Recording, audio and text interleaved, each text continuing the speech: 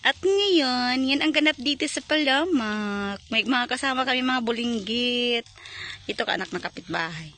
Si Trisha, yun, nagsiga siya ng mga tinabas ni Papa nung kahapon. Pumunta si Papa saglit lang sila ni Ford, pero halos maubos niya yung sobra namin eh.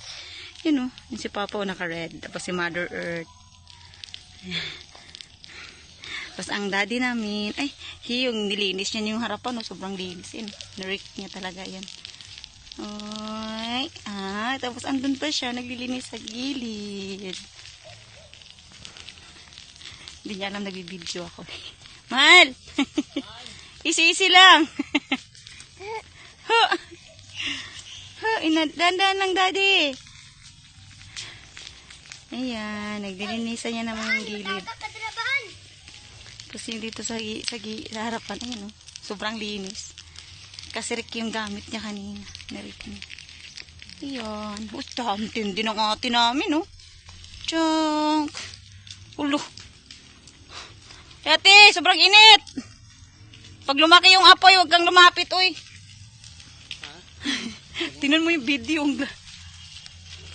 Sunog siya. Pagi. Pagi, Tingnan mo. Tingnan mo. Nawala si ate. Hindi na makita.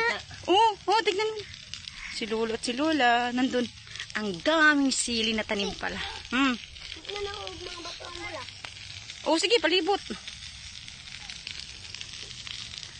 Yan, yung bata daw. Lalagyan daw ng bato yung paligid ng tanim. Goods yun. Okay. Wow. Linis. Ito kamote. Wala nang mga, talahib. Kamote lang talaga. Yan ang ginawa ng Papa ngayon. Tapos yun si ate. Nagsusunog ng mga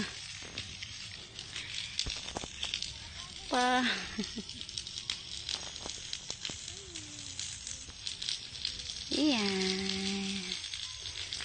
Ganda na ng Tiyang. Linis na.